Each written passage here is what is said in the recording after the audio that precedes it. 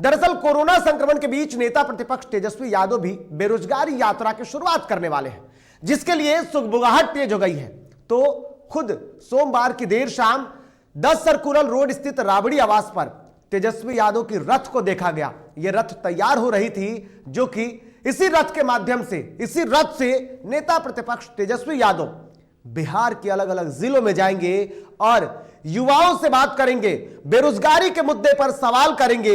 ये युवा क्रांति रथ सरकार को घेरने के लिए बड़ा अहम माना जा रहा है। कहा यह जा रहा है कि नेता प्रतिपक्ष तेजस्वी यादव 14 जनवरी के बाद, यानी कि बिहार में खरमास का एक अलग महत्व होता है, और उस खरमास के बाद से खुद नेता प्रतिपक्ष तेजस्वी यादव अपनी यात्रा के तहत बिहार में बेरोजगारी के मुद्दे पर सरकार को घेरते हुए नजर आएंगे। लेकिन अब सवाल यह उठने लगा है कि क्या सच में नेता प्रतिपक्ष तेजस्वी यादव बिहार में कोरोना फैलाएंगे? कोरोना के इस काल में क्या वो भी मुख्यमंत्री नीतीश कुमार के रास्ते पर चलते हुए नजर आएंगे? लेकिन अब एक सवाल उठने लगे हैं। सवाल यह है कि क्या सच में नेता प्रतिपक्ष तेजस्वी यादव कोई बड़ी चाल चल रहे हैं? सियासत के बीच में हमने बातें अब यह कर दी कि सख्ती या सियासत। मुख्यमंत्री नीतीश कुमार यह कह रहे हैं कि बिहार में हम सख्ती बरतेंगे। आज बैठक होने वाली है, बैठक में क्या कुछ फैसले लिए जाएंगे। लेकिन अब नेता प्रतिपक्ष तेजस्वी यादव की एक चाल दिखी है। चाल की बात हम करेंगे आपको। आखिर में क्या सच में नेता प्रतिपक्ष तेजस्वी यादव, जो आज तक, यानी कि शादी के बाद से वो लगातार लगभग ऐसा देख लीजिए तो राजनीतिक गलियारों से फिलहाल थोड़ी दूरी बनाए हुए दिख रहे हैं। फिलहाल वो अपने पत्नी के साथ जो है वो घूमते नजर आ रहे हैं।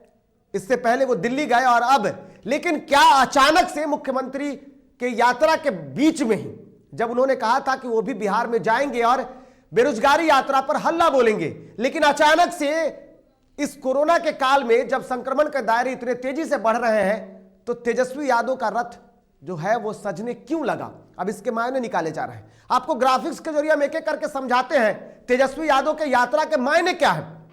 सबसे पहली बात यह है कि तेजस्वी यादव की यात्रा की सुगबुगाहट आखिर शुरू क्यों हुई है? क्या सच में नेता प्रतिपक्ष तेजस्वी यादव यात्रा करने जा रहे हैं, या फिर अचानक से बस को ऐसे क्यों दिखाया गया? क्या सच में बस कहीं बाहर गई थी तैयार होने?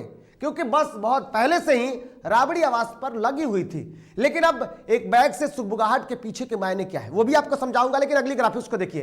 तेजस्वी ने यह कहा, यानी कि जो बातें सामने आ रही है उसमें यह कहा जा रहा है कि तेजस्वी ने जनता के हित में यह सुगबुगाहट दिखाई है।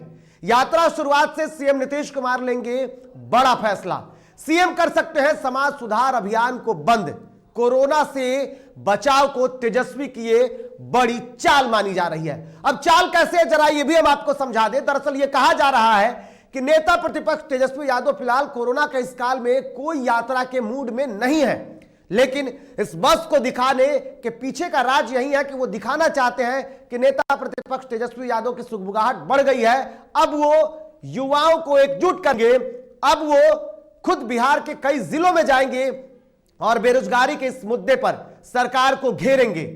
अगर ये बातें सरकार तक पहुंच गई, जब विपक्ष की ये चाल देखेगी सरकार, तो शायद मुख्यमंत्री नीतीश कुमार अब तक अपनी लगभग 12 अभियान के 12 यात्राएं होने वाली है और उसमें 6 को खत्म कर दिए हैं। जल्द ही वो अपनी यात्रा को समाप्त कर देंगे, क्योंकि उनके सामने यही होगा कि एक तरफ तेजस्वी यादव अगर यात्रा पर निकल गए तो सरकार को हर तरफ घेरेंगे।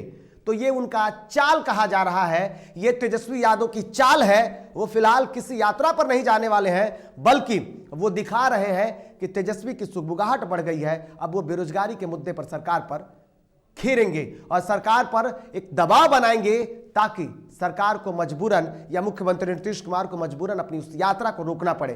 क्योंकि एक तरफ तेजस्वी की यात्रा, दूसरी तरफ मुख्यमंत्री नीतीश कुमार की यात्रा, कोरोना के बढ़ते इस संक्रमण के बीच अगर जिस तरीके से सियासत के ये खेल दिखेंगे, सख्ती जरूरत है। और इस सख्ती के लिए मुख्यमंत्री नीतीश कुमार जब बड़े फैसले लेंगे तो तेजस्वी यादव की यात्रा पर भी रोक लग जाएगी।